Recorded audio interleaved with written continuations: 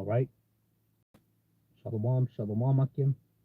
First and foremost, as always, I want to give all praises, honor, and the glory to YAHAWASHI, YAHAWASHI, Ba'ashim HaKakwadash.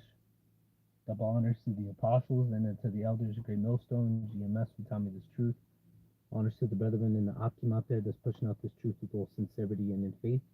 And to Wadi YAHAWAH, Ba'ashim YAHAWASHI, for allowing me once again to come back with another lesson. And the title of this lesson is simply going to be titled Trust. And this is a lesson that came to mind because I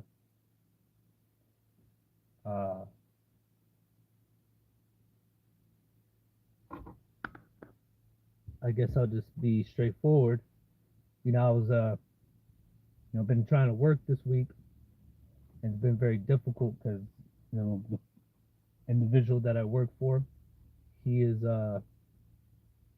been trying to get some business going, trying to get some work for us, and things it looked like it's going to work out, and then people change their mind at the last second.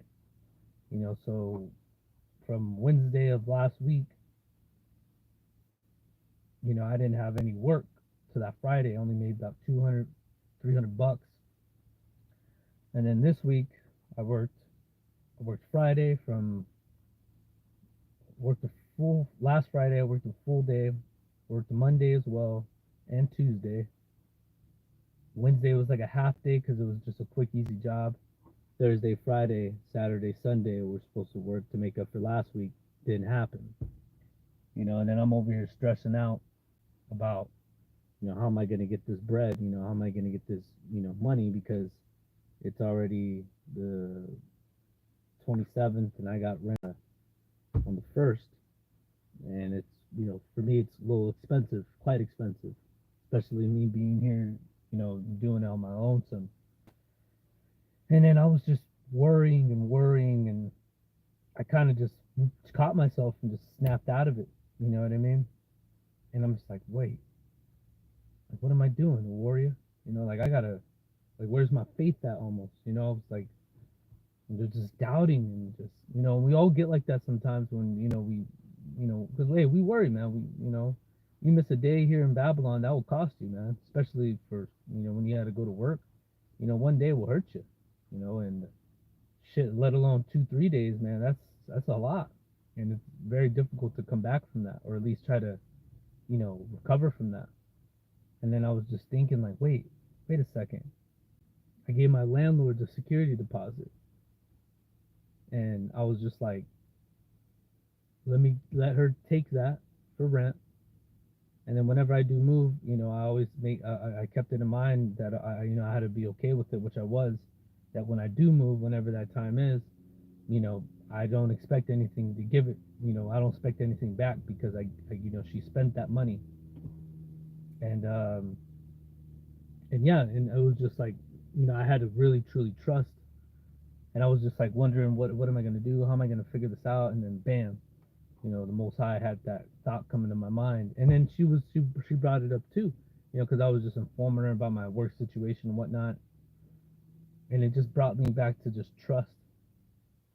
Trust, and trust. Trust in the Most High at all times. And there's times, we're in this flesh. We forget, or it's not that we forget, but we worry. We're in this body. The thoughts we get. Because Paul, and I'll bring this out. Ephesians chapter 6 and verse 10.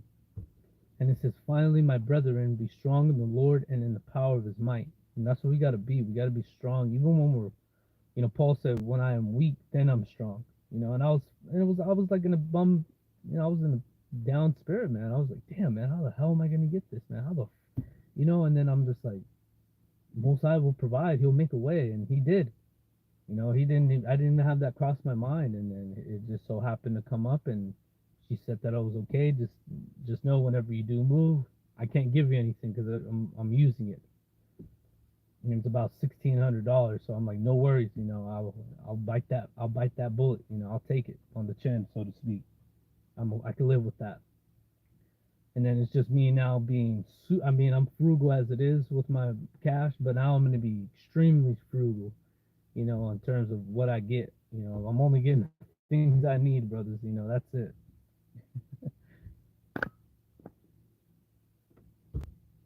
And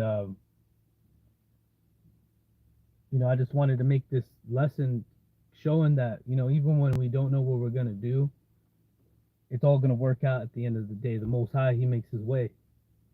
And this is another Salaki. This is another thing that we battle. Verse 11, it says, "Put on the whole armor of the Heavenly Father, that you may be able to stand against the wiles of the devil." And it says, "For we wrestle not against flesh and blood." So the battles that we battle are not physically. Although at times sometimes it may get to that point, but it's very, very rarely. It doesn't happen often. But we battle against principalities, against powers, against the rulers of darkness of this world, against spiritual wickedness in high places. And those are the things that we battle all in our mind. And that's why we have to work on. I do it as well. I fail to, sometimes realize, like, damn, this is a fucking mental battle as it is. Everything starts in your mind. You just got to remember that we got to fortify our minds and have it to be where it's formidable, to where it's, you know, untouchable. And that's why we have to always maintain our minds and our hearts into these scriptures, and read them all day, read them every day, and trust in Him at all times. I'll grab this real quick. Proverbs chapter 3, verse 5. It says, "Trust in the Lord with all thine heart, and lean not into thine own understanding. And in all thy ways acknowledge Him, and He shall direct thy path." And that's what He did. He directed my path on talking to my landlord about this situation, and she was all up for it, and I was thankful. And she's an Issacharite too, so that does play a factor as well. You know, our people, we look out for each other. Some of our people are pieces of shit, scumbags, but this one wasn't. She's not. She's just an older lady. I believe she's either divorced or widowed, but she's a sweetheart. And she said, "Yeah, that's all good." And it just, I guess I'm making this lesson to just remind us brothers that we have to trust in Him. Even when all around seems lost, we have to trust in Him and abide in the shadow of the Almighty. Having this wisdom, knowledge, understanding has us have that.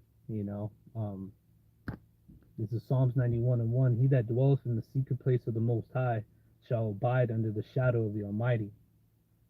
And that's you having this wisdom, this knowledge and understanding, and having the gifts of being in this faith, the gift of faith, the gift of trust, the gift of belief in the Most High.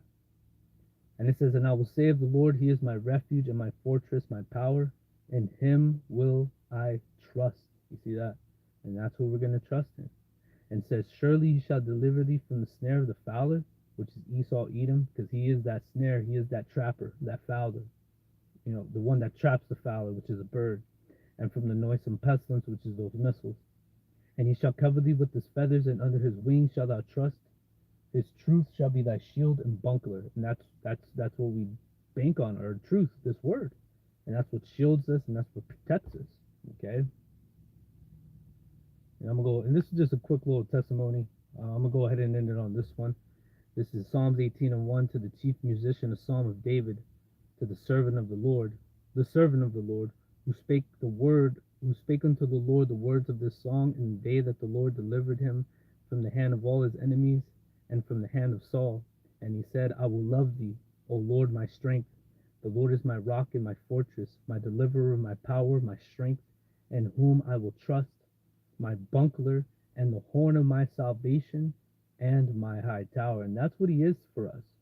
So that's what we have to trust in. He is our everything. That is our everything. That is everything that we need.